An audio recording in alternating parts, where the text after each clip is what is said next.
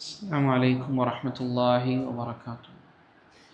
الحمد لله والصلاة والسلام على رسول الله وعلى آله وأصحابه أجمعين أما بعد. اتقوا الله عباد الله.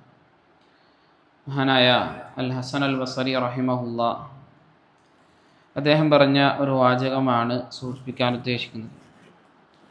അദ്ദേഹം പറഞ്ഞത് കാണാം: ലൗ കാന കലാമു ഇബ്നി ആദമ കുല്ലുഹു സിദ്ഖൻ. ആദം സന്തതിയുടെ ഒരു മനുഷ്യൻ്റെ അവൻ ജീവിതത്തിൽ സംസാരിച്ച മുഴുവൻ സംസാരങ്ങളും വളരെ സത്യസന്ധമായിട്ടായി.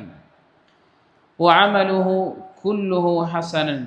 അവൻ്റെ പ്രവർത്തനങ്ങൾ, അവൻ്റെ കർമ്മങ്ങൾ മുഴുവൻ ഏറ്റവും നല്ല കർമ്മങ്ങളുമായി.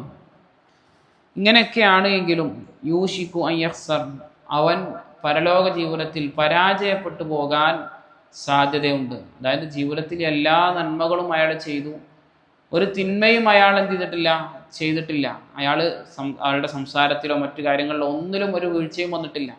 ആ രൂപത്തിൽ ഒരാൾ നന്മ ചെയ്തിട്ടും നാളെ ഖിയാമത്ത് നാളിൽ അയാൾ പരാജിതനാകാൻ സാധ്യതയുണ്ട് എന്ന് ഹസനുൽ ബസരി റഹിമഹുല്ല പറഞ്ഞു. അദ്ദേഹത്തോട് ചോദിച്ചു, വകൈഫ യഖ്സർ, എങ്ങനെയാണ് ഇത്രയും അമലുകൾ ചെയ്തിട്ടും നാവിനെ സൂക്ഷിച്ചിട്ടും ഒക്കെ നാളെ ഖിയാമത്ത് നാളിൽ എങ്ങനെയാണ് ആ മനുഷ്യൻ പരാജിതനാകുന്നത് എന്ന് ചോദിച്ചപ്പോൾ ഹസനുൽ ബസരി റഹിമഹുല്ല പറഞ്ഞു, യുഅ്ജബു ബിനഫ്സിഹി, അവൻ്റെ നഫ്സിനെ കൊണ്ട് അവൻ ഉജ്ബ് നടിച്ചിട്ടുണ്ടാകും.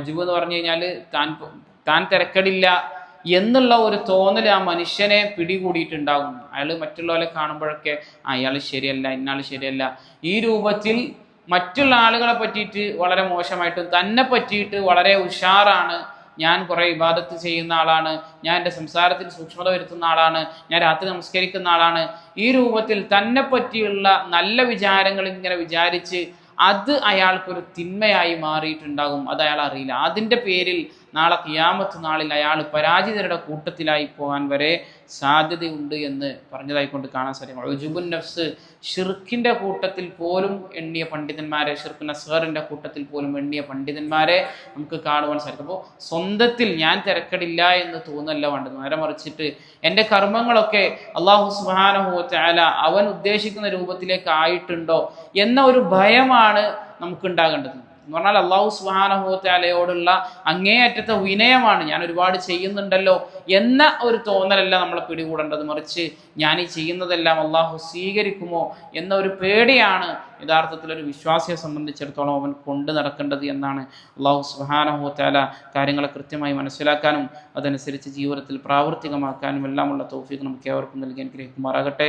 സുബ്ഹാനകല്ലാഹുമ്മ വബിഹംദിക അശ്ഹദു അൻ ലാ ഇലാഹ ഇല്ലാ അൻത അസ്തഗ്ഫിറുക വഅതൂബു ഇലൈക്. അസ്സലാമു അലൈക്കും വറഹ്മത്തുള്ളാഹി വബറകാതുഹു.